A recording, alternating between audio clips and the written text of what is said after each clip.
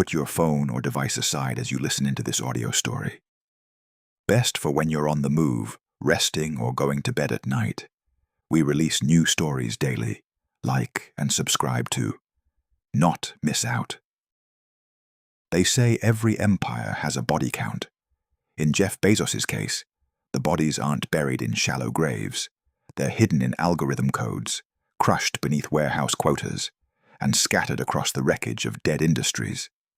This isn't the story Amazon wants you to know.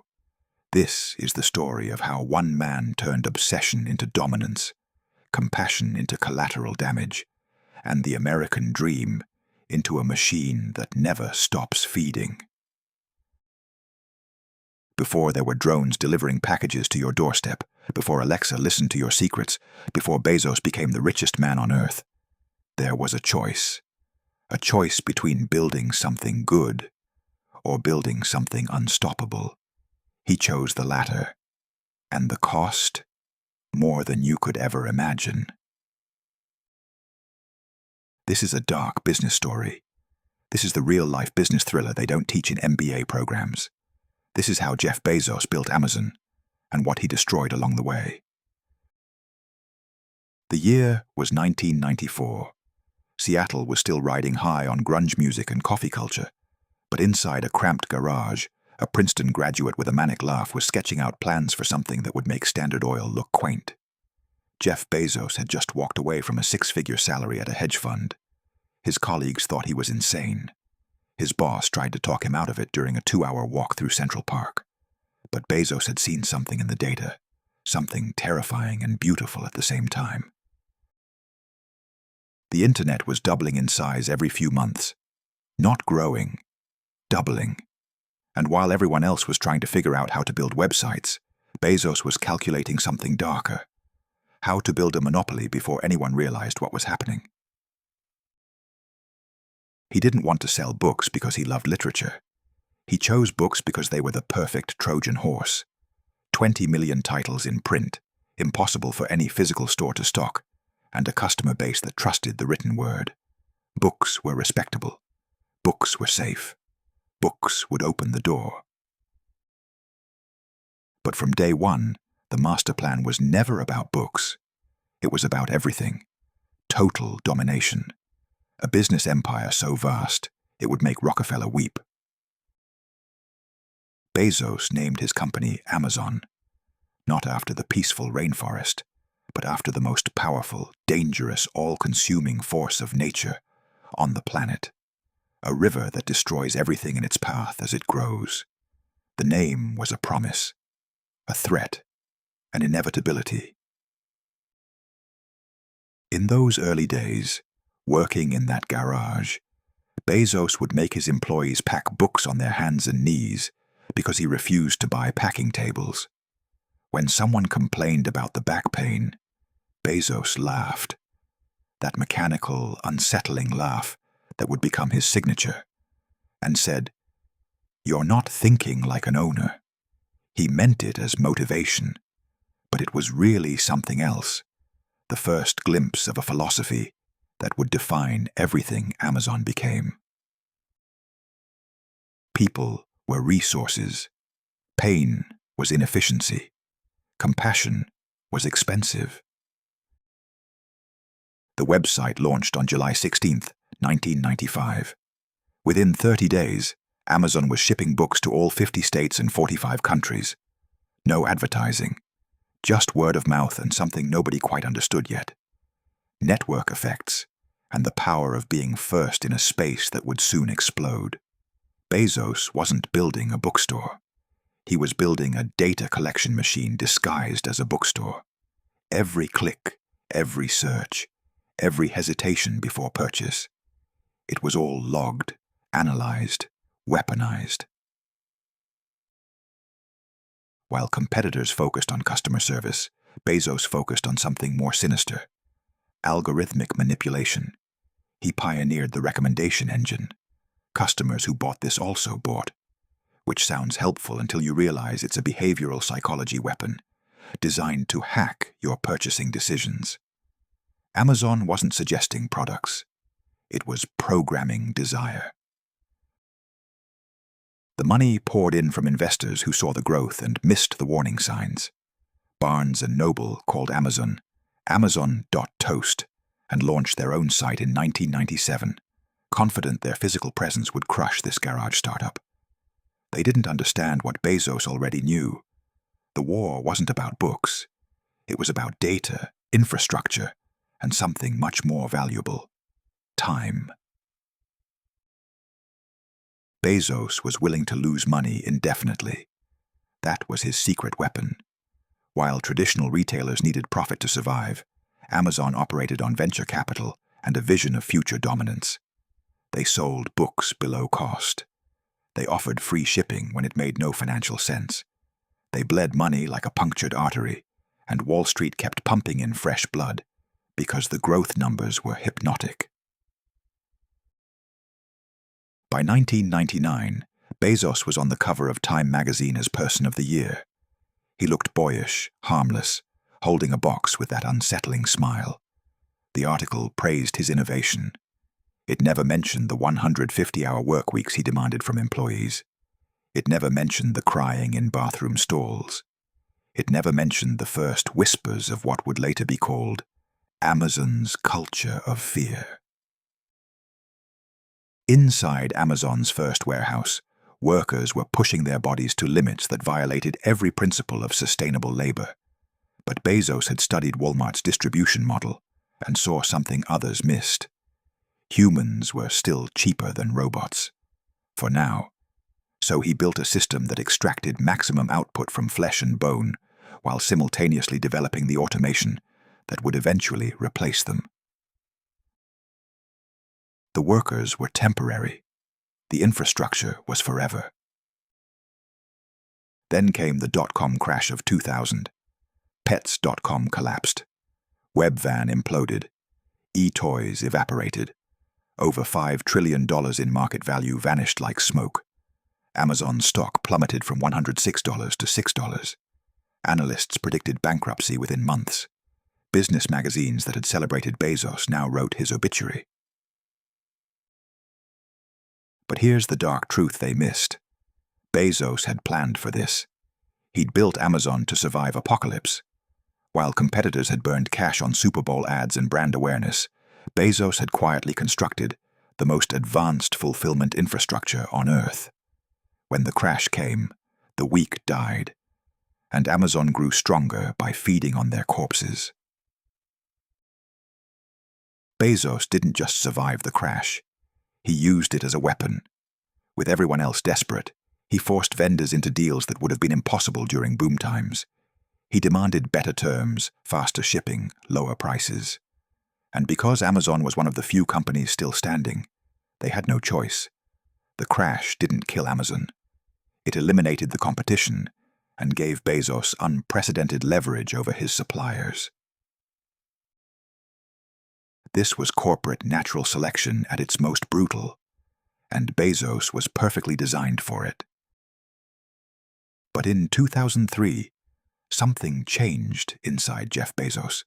Something dark that had been germinating finally bloomed.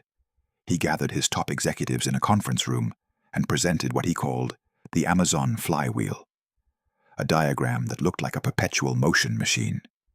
Lower prices bring more customers. More customers attract more sellers. More sellers mean more products. More products improve customer experience. Better experience brings more customers. The wheel spins faster and faster, feeding on its own momentum forever. It was brilliant. It was unstoppable, and it completely eliminated the need for ethics. Because here's what nobody outside that room understood. For the flywheel to spin faster, something had to be sacrificed, and Bezos knew exactly what: everyone who wasn't a customer. That same year, Amazon launched Amazon Marketplace, allowing third-party sellers to list products on Amazon's site. It was presented as democratizing commerce, giving small businesses access to Amazon's massive customer base. The press celebrated it as altruistic entrepreneurship. The reality was predatory warfare. Bezos had weaponized openness. Every seller on the marketplace was feeding Amazon data: what sold, what didn't, pricing strategies, customer preferences, supplier information. And Amazon was watching, learning, waiting. When a third-party product succeeded, Amazon would analyze the data, identify the manufacturer, go directly to the source, create an Amazon Basics version, and bury the original seller with better placement and lower prices funded by their own platform fees. It was business cannibalism dressed up as innovation. Bezos had built a machine that invited you in, learned everything about your business, then replaced you. And it was completely legal. The corporate culture inside Amazon was darkening too. Bezos had always been demanding, but now he was openly cruel. He'd installed a philosophy called leadership principles that sounded noble on paper: customer obsession, ownership, invent and simplify. But in practice created a Hunger Games environment where employees competed viciously and failure meant public humiliation. Bezos would read proposals and hand back printouts with a single word written in the margin: question mark, question mark, question mark. The question marks became legendary inside Amazon. They meant, "This is so stupid I can't even formulate a question. You're embarrassing yourself and wasting my time." Managers began having panic attacks before presentations. The turnover rate in corporate positions was staggering, but Bezos didn't care. Attrition was just another inefficiency to optimize. He'd say, "You can work long, hard, or smart, but at Amazon you can't choose 2 out of 3. The implication was clear. You worked all 3 or you left. Sleep was weakness. Family was distraction. Amazon was everything. Former employees would later describe the environment as purposeful Darwinism. There was even an internal performance review system where employees were forced to rank each other, and the bottom tier was systematically fired. It was called rank and yank, borrowed from General Electric's Jack Welch. But Amazon refined it into something more ruthless. You weren't just competing against external companies.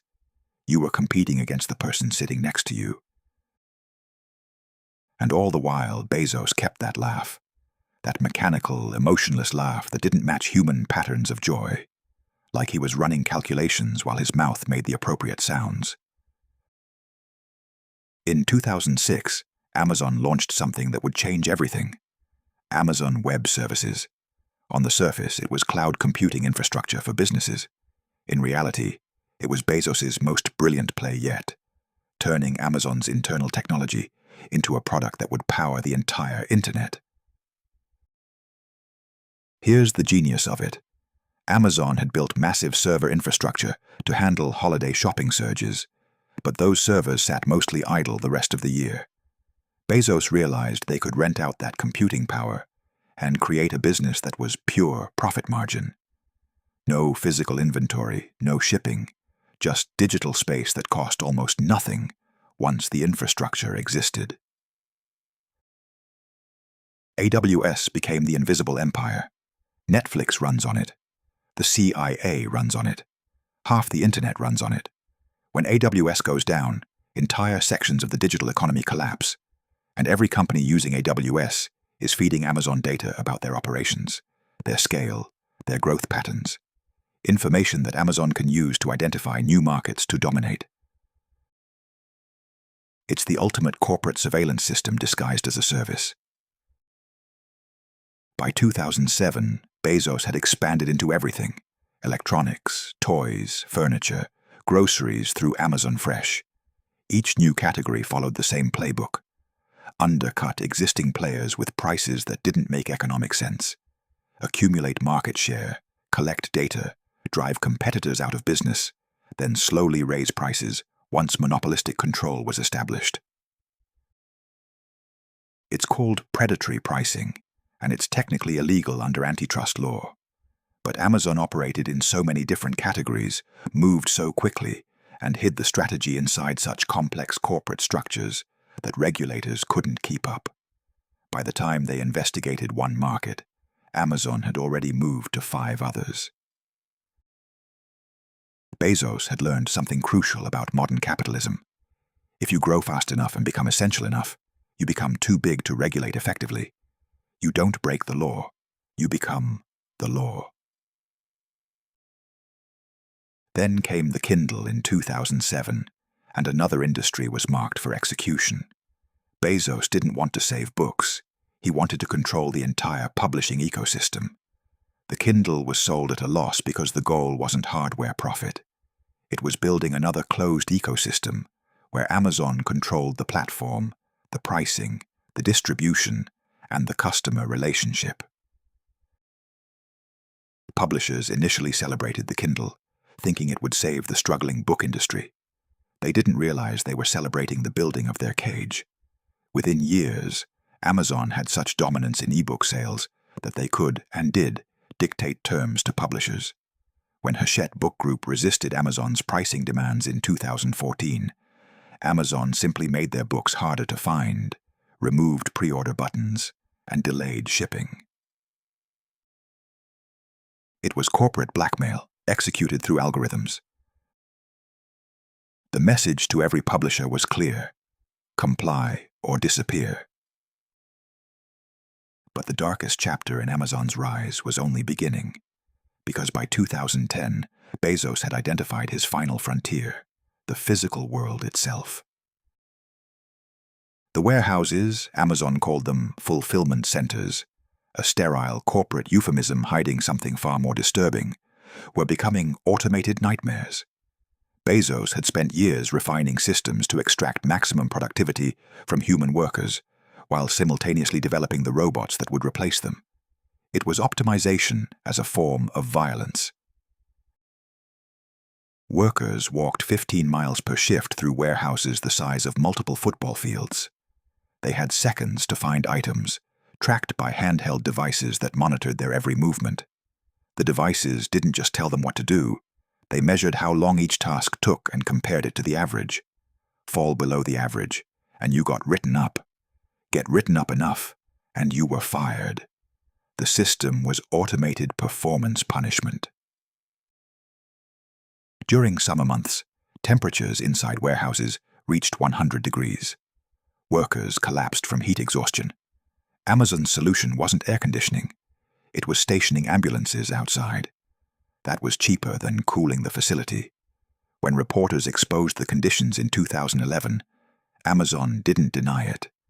They just added fans and created cool zones where overheated workers could recover before being sent back onto the floor.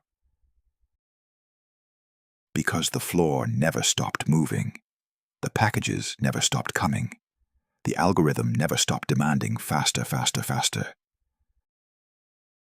Bezos had built a system where humans were managed by machines, and the machines had no concept of mercy. You weren't evaluated by a supervisor who might understand you had a bad day or a sick child. You were evaluated by an algorithm that only understood deviation from optimal performance.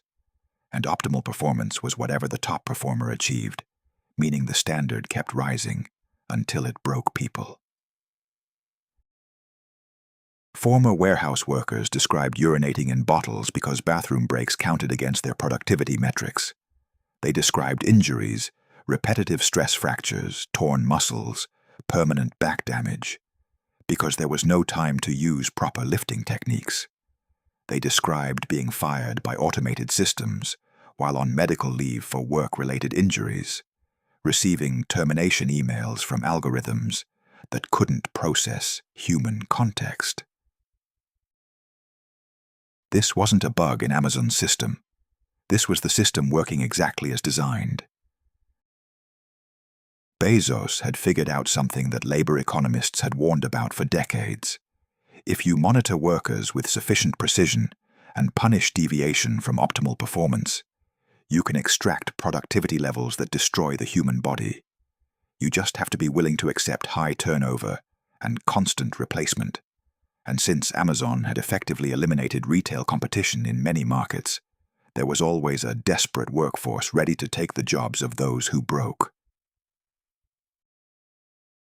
The warehouse workers were consumable resources, used until expended, then replaced. Just like the small businesses Amazon cannibalized. Just like the retailers Amazon bankrupted. Just like every partner, vendor, and competitor who got close enough to the machine.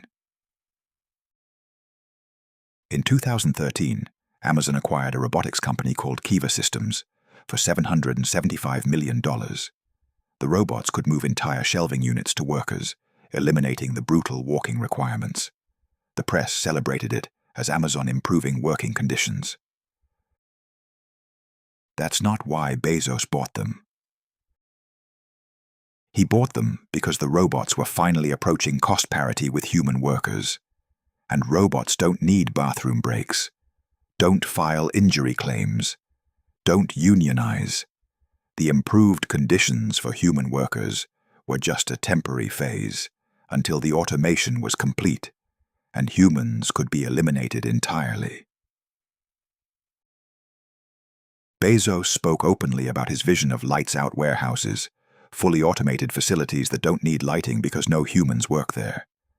Dark buildings filled with robots moving in perfect synchronization, feeding the algorithm, serving the customers, eliminating the inefficiency of human needs. It was a vision of technological progress that looked a lot like dystopia. But the real billionaire secrets weren't in the warehouses. They were in the tax strategy. Because while Amazon was generating hundreds of billions in revenue, it was paying almost nothing in federal taxes. Between 2017 and 2018, Amazon paid $0 in federal income tax on $11 billion in profits. In 2020, they paid a 9.4% effective tax rate when the corporate rate was 21%. This wasn't accounting fraud. It was legal tax optimization taken to its logical extreme. Amazon used a combination of tax credits for research and development, accelerated depreciation on equipment, stock-based compensation deductions, and the carried-forward losses from its early years when it deliberately operated at a loss to build market share. Bezos had weaponized the tax code itself. Every dollar Amazon didn't pay in taxes was a dollar traditional retailers, paying full freight, couldn't compete with. The government was effectively subsidizing Amazon's destruction of Main Street businesses through legal tax structures. And Amazon headquarters. They weren't just office buildings, they were economic warfare platforms. When Amazon announced they were looking for a location for HQ2 in 2017, cities across America entered a bidding war to offer tax breaks, infrastructure improvements, and regulatory concessions. Amazon collected detailed economic data from 238 cities, learned everything about their operations and planning, then extracted billions in tax incentives from New York and Virginia. Then, when public backlash emerged in New York, Amazon walked away, but kept all the data. They'd run the most sophisticated corporate intelligence operation in history, disguised as a headquarters search. Every city that bid had shown Amazon their economic strategy, their weaknesses, their desperation. Information Amazon could use forever. The HQ2 process revealed something crucial about Bezos' strategy. Information asymmetry as competitive advantage. Amazon knew everything about everyone. No one knew anything about Amazon's internal operations. That gap, between what Amazon knew and what everyone else knew, was worth more than any physical asset. By 2018, Bezos had become the richest person on Earth, with a net worth exceeding $150 billion. But his personal life was imploding in ways that revealed the cost of the empire. His marriage of 25 years ended in what would become the most expensive divorce in history. The National Enquirer attempted to blackmail him with intimate photos. His texts became public, revealing a side of Bezos the carefully managed public image had hidden, juvenile, obsessive, strangely vulnerable. For a brief moment, the armor cracked, and the world saw something human underneath the algorithm. But the empire kept growing. Amazon absorbed Whole Foods, weaponizing grocery stores as data collection points and last-mile distribution nodes. Amazon launched Amazon Pharmacy, targeting the healthcare industry. Amazon expanded AWS to include artificial intelligence and machine learning tools that would train the next generation of automation to replace more humans. Every new market Amazon entered followed the same pattern: subsidized pricing that destroyed competition, data collection that prevented new entrants, market dominance that enabled permanent control. It was the corporate equivalent of scorched earth warfare, and it was happening in slow motion across the entire economy. The pandemic of 2020 should have been Amazon's moment of moral reckoning. Essential workers risking their lives for near minimum wage, while Bezos's net worth increased by $75 billion in a single year. Warehouse workers protesting safety conditions, while Amazon fired organizers. Small businesses collapsing, while Amazon's stock reached all-time highs. Instead, the pandemic proved Bezos right. Society had become so dependent on Amazon that it was essential infrastructure. We couldn't live without it. The machine had won. In 2021, Bezos stepped down as CEO, transitioning to executive chairman. He'd built something that no longer needed him, a self-sustaining system of market domination that would continue regardless of who held the title. He'd achieved what every empire builder dreams of: immortality through structure. But at what cost? Toys R Us dead. Borders dead. Circuit City dead. Thousands of independent bookstores dead. Main Street retail across America dead. And in their place, a single company controlling more commerce than any corporation in human history, paying poverty wages to warehouse workers, while the founder builds rocket ships for space tourism. This is the dark business story they don't want you to understand. Jeff Bezos didn't build Amazon through innovation alone. He built it through strategic cruelty, predatory pricing, labor exploitation, tax avoidance, regulatory arbitrage, and the systematic weaponization of information asymmetry. He understood something fundamental about modern capitalism. If you're willing to sacrifice everything at the altar of growth, ethics, sustainability, human welfare, market fairness, and if you move fast enough and become essential enough, society will rationalize your behavior as innovation rather than predation. Amazon isn't a business success story. It's a case study in how capitalism without constraints devours everything, including the humanity of its creator. Bezos transformed from a hedge fund analyst with a dream into something harder and colder. A human algorithm optimizing for a single variable: growth at any cost. The employees who cried in bathroom stalls, the small businesses crushed under predatory pricing, the warehouse workers with permanent injuries, the communities that lost their tax base to Amazon's incentives, the publishers held hostage to pricing demands, the sellers cannibalized by Amazon Basics. They're all paying the real price for two-day shipping and algorithmic recommendations. Every box that arrives at your door carries an invisible weight, the accumulated cost of building an empire on the backs of the powerless. The convenient present purchased with a future where one company knows everything, controls everything, and answers to no one. Bezos achieved what Rockefeller and Carnegie never could: a monopoly so sophisticated it doesn't look like one, so integrated into daily life it feels like infrastructure, so essential it's too big to fail, too complex to regulate, too powerful to challenge. And the most terrifying part: it's still growing, still learning, still optimizing. The flywheel spins faster every day, and there's no mechanism to slow it down. Bezos may have stepped aside, but the machine doesn't need him anymore. It's alive, in a sense. A corporate intelligence with one directive: consume everything. This is the real business thriller, not the garage startup story, but the dark evolution of that startup into something that reshaped civilization. A reminder that when you build an empire on ruthless efficiency and algorithmic indifference, the empire eventually stops serving humans and starts using them as fuel. They say Jeff Bezos' laugh is unsettling because it sounds mechanical. But maybe that's fitting, because what he built isn't human anymore. It's something else. Something that never sleeps, never stops, never shows mercy. The empire built on darkness isn't dark because of some grand conspiracy or hidden crime. It's dark because it revealed the truth about power in the modern age.